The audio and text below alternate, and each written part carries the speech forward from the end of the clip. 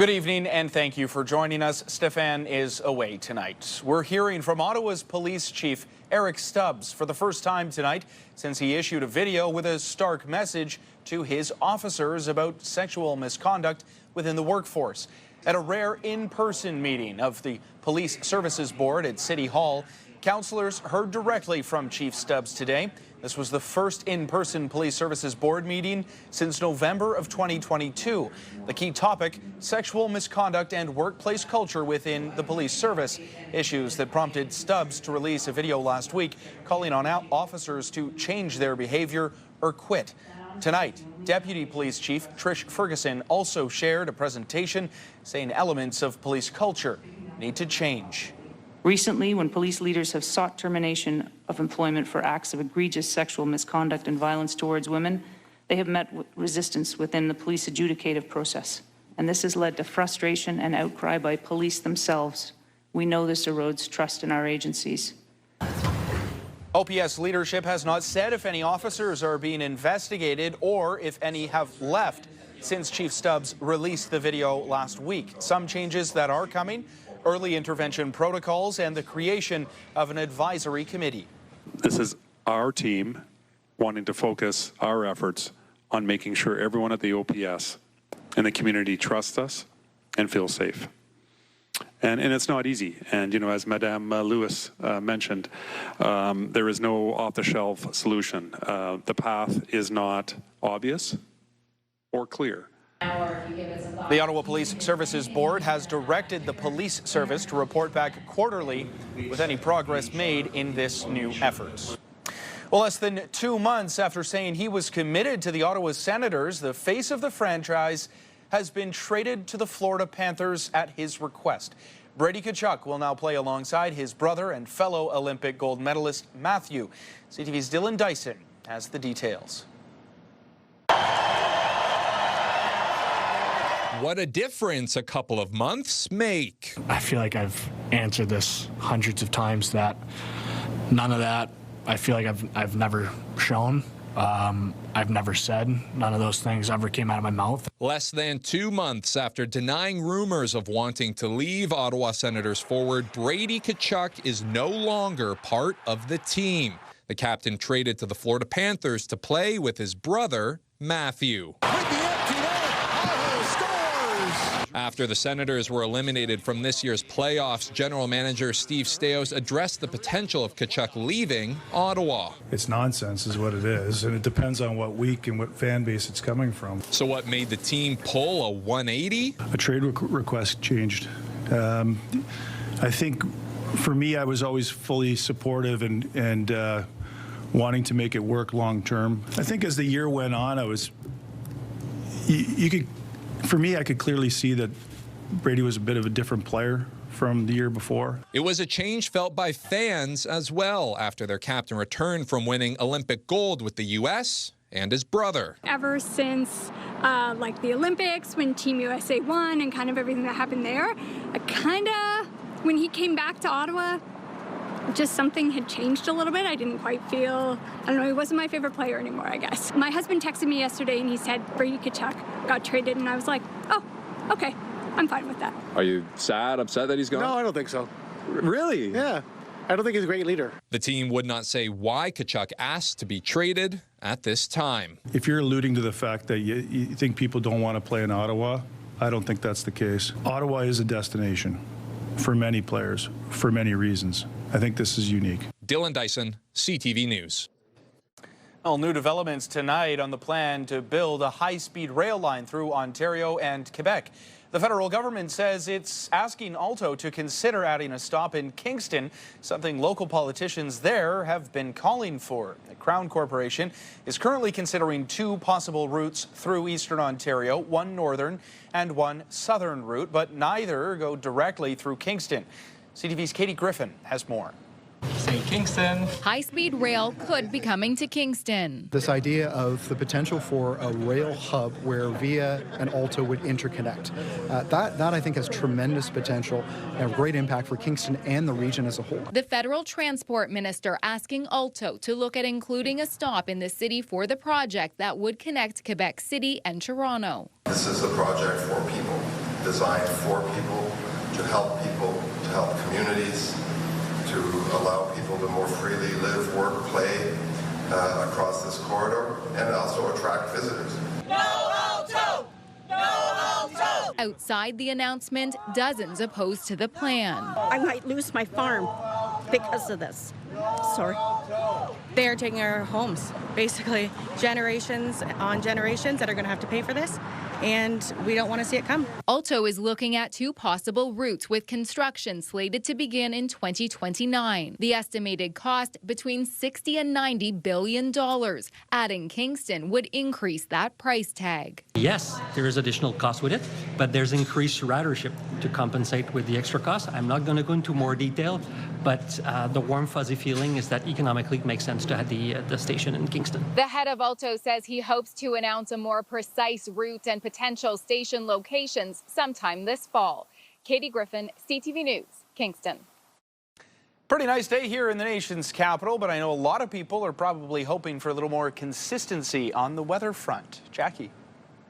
All right, taking a look at our overnight conditions, there might be a little light sprinkle around Pembroke and Renfrew, but for most part, we are anticipating partly cloudy skies, more cloud cover in Kingston and Brockville into our early Tuesday. But look at Tuesday for Ottawa, mainly sunny skies as will take us well into our evening. Temperature-wise, we are going to see something similar to today, 14 degrees, mainly sunny skies for the afternoon into the early evening. 25 degrees is our anticipated daytime high. When will we see the return of precipitation? Well, it won't be for the next 2 days. Those details in a bit. A man is facing charges in connection with a fatal crash at a Lowertown drop-in center earlier this year. It was on February 25th, where 4 pedestrians were struck by an SUV while they were waiting in line at the building on Rideau Street. A man in his 70s later died in hospital. Police have charged 38-year-old Abdulkader Al-Aish with dangerous driving causing death and careless driving causing bodily harm. The drop-in reopened in April. The Salvation Army's controversial Centre of Hope project has been sidelined, at least in its current form. The divisive plan to build a new Salvation Army shelter in Vanier is no longer moving forward as proposed, with construction costs cited as one of the main reasons why. The shelter was to be built at 333 Montreal Road in Vanier. But after years of debate, appeals, and community pushback, the organization says it is reassessing the project entirely. CTV's Josh Moreno has the details. This property at 333 Montreal Road was slated to become the home of the newest Salvation Army shelter. But now, after years of debate, the organization is reassessing those plans. It's pretty rough down here. Like, my home school is now a food bank. I went to Rideau High School. So that speaks for itself. For Vanier resident Wade Heath, this news is welcome. It's kind of good for now because I think we need more housing and I think we need other resources that could be kind of implemented into our area. The proposed Salvation Army's Centre of Hope was initially approved in 2017 and featured approximately 350 shelter beds, but was scaled back in 2022 to 99 beds. This has been going on for years and years, and I don't know what's going to come of it. In a statement, the organization says since initial site plan approvals were secured several years ago, construction costs and market conditions have changed significantly. It is a very low-income area, and we do not want to put any more stress on that community. And we would love, for example, to have more family housing. The Salvation Army says there are internal discussions underway about next steps, with many in the area hoping to see temporary housing as opposed to another shelter. If you survey the population of shelter clients at Salvation Army, Shepherd's Good Hope Mission, there's not a lot of them from even Ward 12, and there's certainly not a lot of them that were born and raised downtown. So it begs the question why those services were put here in the first place. And we want to make sure that we transition out of that shelter mentality into something that's more permanent. When you come down to the market and you see the shelters, they look scary, but that's because of the concentration. It's not because of the issues that are present. We're really hopeful to see that moving forward as a trend. And yeah, housing, housing first, housing everywhere. For Heath, that too is his hope. And more maybe outreach resources, maybe not necessarily like shelters and stuff, but just more programs so that people don't have to be homeless. Josh Moreno, CTV News.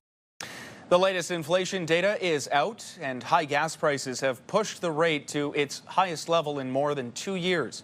The annual inflation rate jumped to 3.2% in May. That's up from 2.8% in April. Statistics Canada says the increase was largely driven by higher gas prices caused by the war in Iran.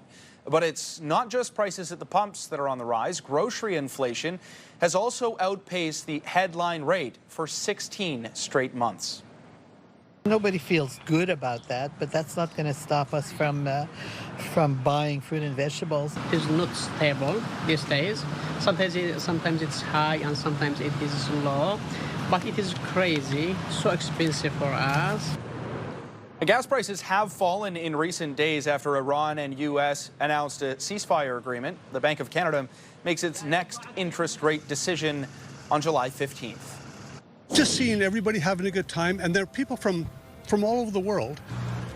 Straight ahead, what you need to know about Canada's big festivities at LeBreton Flats for Canada Day.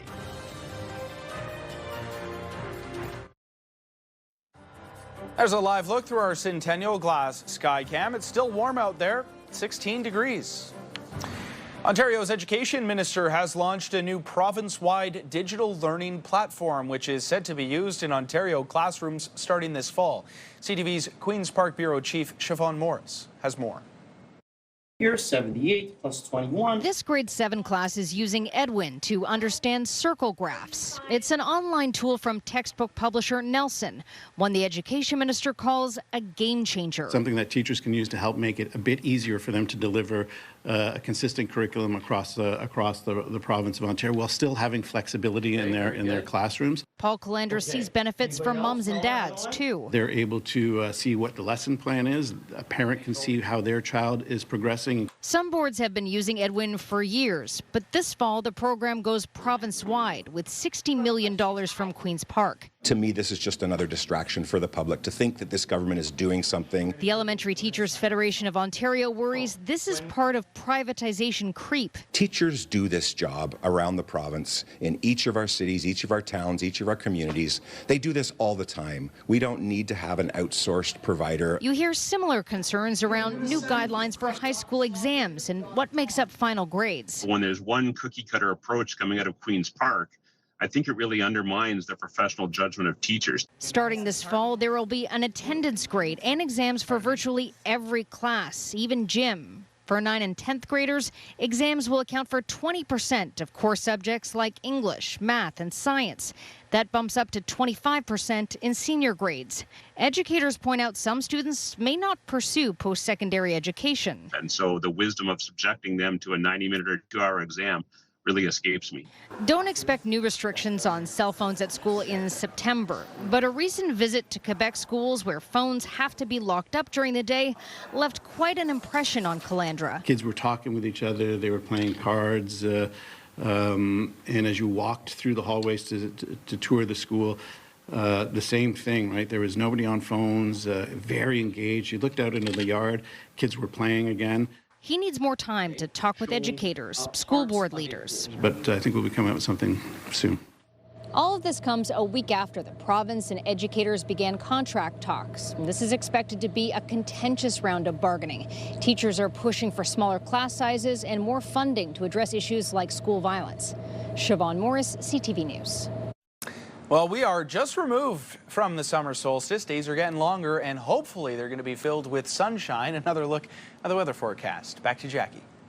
Well, taking a look at our overnight temperatures, about 13 degrees, so a cooler evening, few clouds in the sky. The good news is the winds are going to be much calmer than what we saw earlier this evening. We saw wind gusts between 20 to 40 kilometers per hour. That won't see the return, at least for tomorrow, but we do have those northerly winds moving in, so it might be a little cooler of that 25 degrees. What's keeping it nice, though, is that we are anticipating mainly sunny skies for the mid-afternoon to the early evening. And look at this, 7 a.m. again. The focus of the cloud cover will be around Kingston and Brockville Valley, seeing lots of sunshine in Pembroke and Renfrew. This will carry us into Wednesday for pretty much all of Eastern Ontario. But by the time Wednesday evening rolls around, we're paying attention to isolated showers that could possibly be popping up. But again, we're not anticipating much in terms of precipitation or much cloud cover as well, for at least in Ottawa. Now, tonight's lows for Eastern Ontario, 13, 14 degrees, a little cooler in Bancroft at 9 degrees. It's very similar as we look to Montreal, slightly warmer at 15 degrees. Clearer skies, though,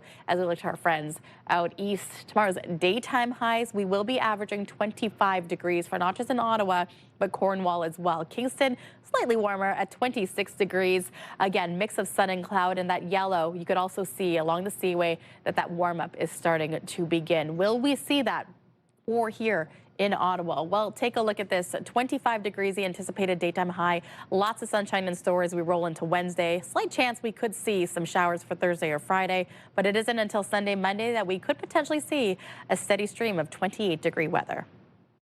Well, one of the largest events in Ottawa of the year is just over a week away. Canada Day celebrations are kicking into high gear.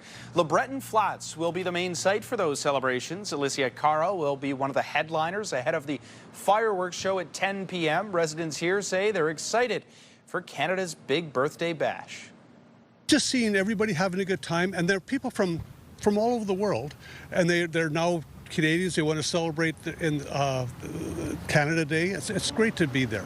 It's a great party atmosphere too, right? Everybody has their Canada Day shirt on, and it's just big fun. I love Canada Day. It's a good way to get together with family, friends, celebrate. It just seems like a very cohesive time, brings all Canadians together.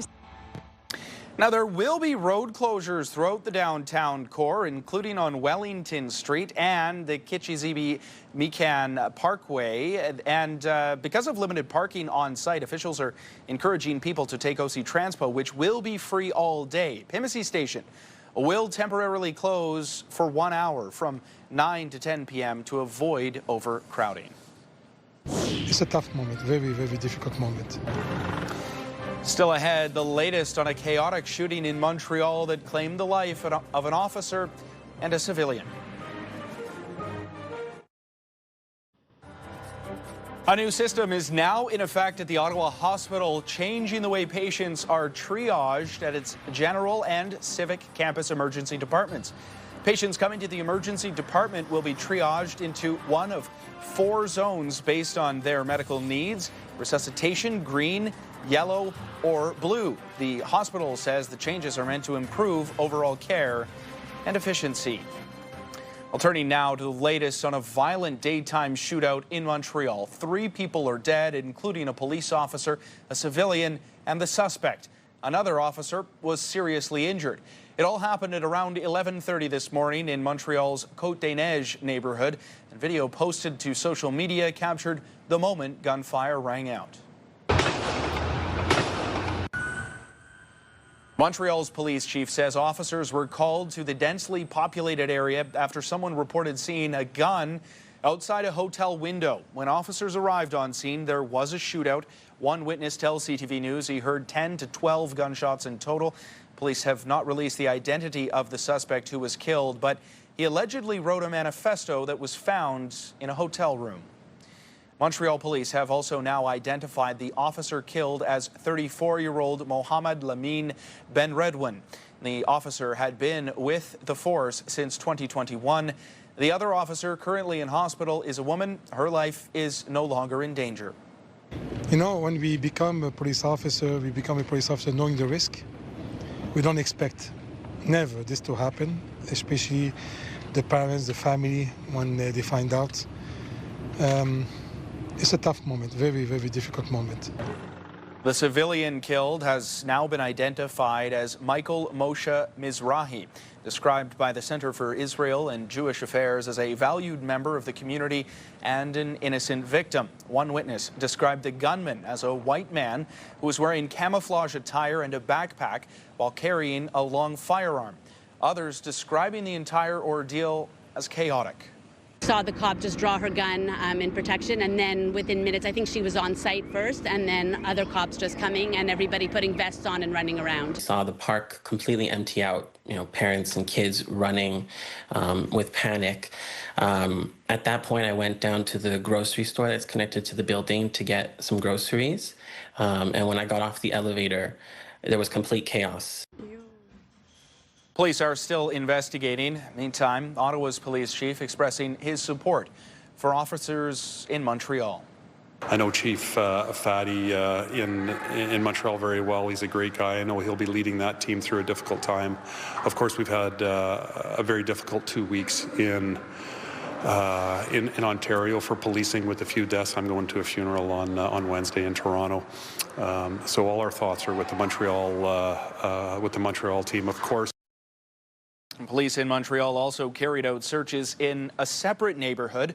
Those searches were to ensure there were no other suspects linked to the deadly shooting, but police say no arrests have been made.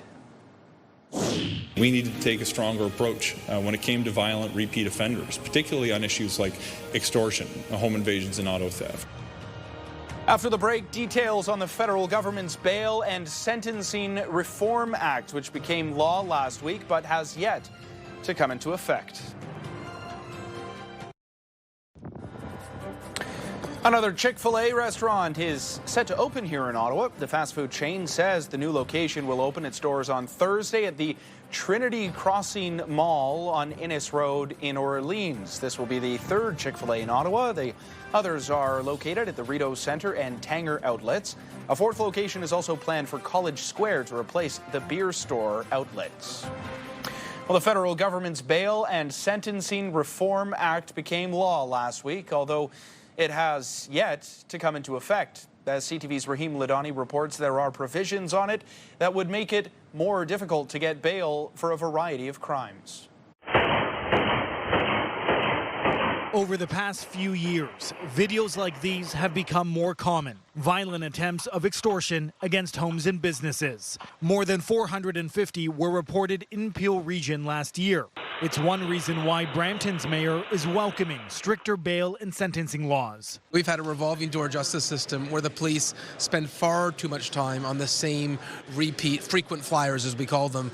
Politicians and law enforcement were in Brampton today touting Bill C-14, which became law last week. 80 changes to the criminal code, including requiring courts to consider when attacks are unprovoked and more consecutive sentences. We needed to take a stronger approach when it came to violent repeat offenders, particularly on issues like extortion, home invasions, and auto theft. Under the new law, some accused will have to convince the court why they should be released, instead of prosecutors arguing why they should remain in custody. It's a change which has been frustrating Peel police officers for years. Our officers work incredibly hard to protect our community, but find themselves dealing over and over again with the same individuals. With more people behind bars, more pressure will also be put inside already crowded remand centres, raising the question of safety for those who haven't been found guilty. Ontario's Attorney General says there is a plan. We are building new facilities, but we're reopening old facilities that were closed by the previous government, several of them. However, critics are skeptical, arguing some of the new facilities have triple bunking, with cells occupying more people than they're designed for. The Canadian Civil Liberties Association say the new bail and sentencing law is flawed at addressing the root causes of crime. All of the new reverse onus provisions that are specific to offenses apply to people who have no criminal record, no history of violence, and no prior involvement with the law. And so there's a real disconnect between what we've been told this bill does and who it applies to and the reality on the ground. The changes on bail and sentencing will come into effect on July 15th. Rahim Ladani, CTV News. Still ahead, an update on one couple's weekend wedding with a mission, surpassing their goal to help Ottawa's most vulnerable. There's one last live look through our Centennial Glass Skycam. It's still 16 degrees out there right now. A lot of people hoping for the weather to warm up and to stay clear. One last check on the forecast. Jackie. Well, you may not need your umbrella for tomorrow. No precipitation in sight. 14 degrees, though, to start things off. And we will start off again with a mix of sun and cloud. This will warm up to about 25 degrees, and we will see more sunshine in the early afternoon into the evening. Wednesday, though, not a cloud in the sky is the forecast, 25 degrees, but it could be warmer given that there isn't much cloud cover. Thursday, Friday, though, we could see the return of some precipitation here in the capital. Finally for us tonight, an update on a selfless wedding. So Kara and Brian, they tied the knot on Saturday. Instead of gifts, They asked for donations to the Ottawa mission. The couple hoped to raise $100,000, and the final tally came in at $114,600. That is incredible, a great gift, and a memorable way to celebrate your big day. Thank you so much for watching, folks. Good night.